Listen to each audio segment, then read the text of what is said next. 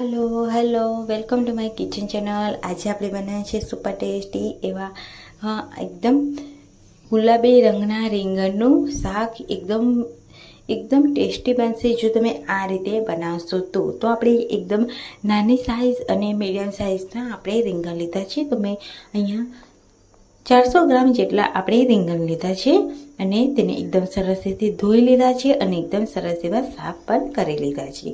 હવે આપણે એક મોટા બાઉલમાં આપણે 1 ચમચી શેકેલા જીરાનો પાવડર એડ કરીશું, 1 ચમચી આપણે ગરમ મસાલો, 1 ચમચી સ્વાદ અનુસાર મીઠું, અડધી ચમચી આપણે હળદર, 1 ચમચી આપણે ધાણા જીરું પાવડર એડ કરીશું, 1 ચમચી આપણે કાશ્મીરી લાલ મરચું પાવડર એડ કરીશું અને 1 ચમચી આપણે તીખું લાલ મરચું પાવડર એડ કરીશું।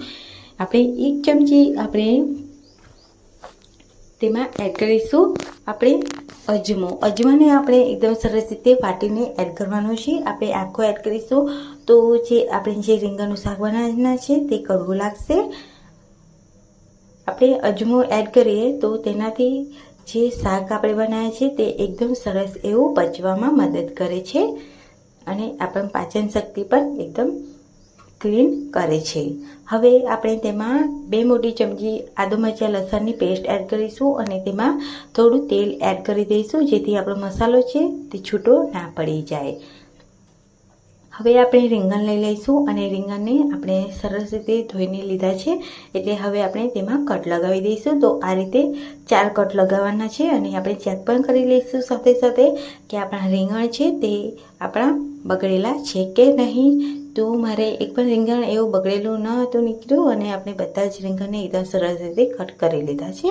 હવે આપણે જે મસાલો છે તે આપણે રીંગણમાં ભરીશું। તો આપણે બનાવીએ છીએ ભરેલા રીંગણનું શાક। તો ખૂબ સરસ એવું તમે આ રીતે જો બનાવશો તો તમારું જે રીંગણનું શાક છે તે બિલકુલ પણ કડવું નહીં બને અને એકદમ ટેસ્ટી લાગશે અને એકદમ મજા પડી જશે એવું રસાવાળું આપણું આ ભરેલા રીંગણનું શાક તમે એક વખત જરૂરથી બનાવીને ટ્રાય કરજો। ખૂબ સરસ એવી રેસીપી છે, આ રીતે બનાવશો તો તમે આ રીંગણનું શાક છે તેમાં વધારાના મસાલા પણ એડ કરી શકો છો। તમને જે રીતે તમને ભાવતું હોય તે રીતે તમે મસાલામાં તમે યુનિક વસ્તુ એડ કરી શકો છો। તો આ રીતે સિમ્પલ રીતે જ્યારે બનાવીએ છીએ ને ત્યારે ફ્રેન્ડ્સ ખૂબ સરસ એવી રેસીપી તૈયાર થાય છે। તો એક વખત તમે જરૂરથી બનાવજો। જો આ રીતે તમે બનાવશો તો તમે આ જ રીતે તમે બનાવશો, બીજી રીતે તમે કોઈ પણ વધારાના જે મસાલા એડ કરવામાં આવે છે તે બિલકુલ પણ તમે એડ નહીં કરો।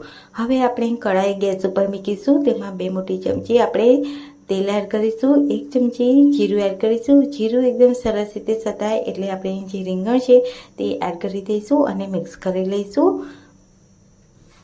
હવે જે આપણે મસાલો બચી ગયો હતો તે પણ આપણે ઉપરથી એડ કરી દઈશું। ખૂબ સરસ એવી રેસીપી અને એકદમ આપણું જે શાક છે તે એકદમ ઘટ એવું તૈયાર થશે આ રીતે બનાવશો તો અને એકદમ ટેસ્ટી એકદમ સુપર ટેસ્ટી એવું આ ભરેલા રીંગણનું શાક રેડી થઈ જશે। હવે આપણે તેમાં 1 મોટી ગ્લાસ જેટલું પાણી એડ કરી અને ઢાંકણ ઢાંકી તેને 15 મિનિટ માટે થવા દઈશું। તો આપણે ચેક કરી લઈએ આપણું શાક। તો મેં થોડી વાર ચેક કરી લીધું હતું અને આપણું જે શાક છે તે એકદમ રેડી થઈ ગયું છે ફ્રેન્ડ્સ, તમે જોઈ શકો છો અને જે આપણો રસો છે તે પણ એકદમ ઘટ એવો તૈયાર થયો છે।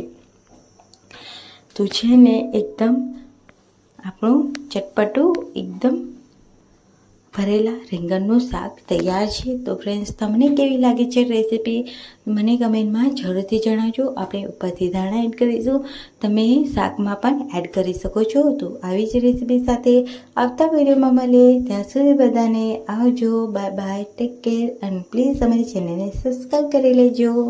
Bye bye.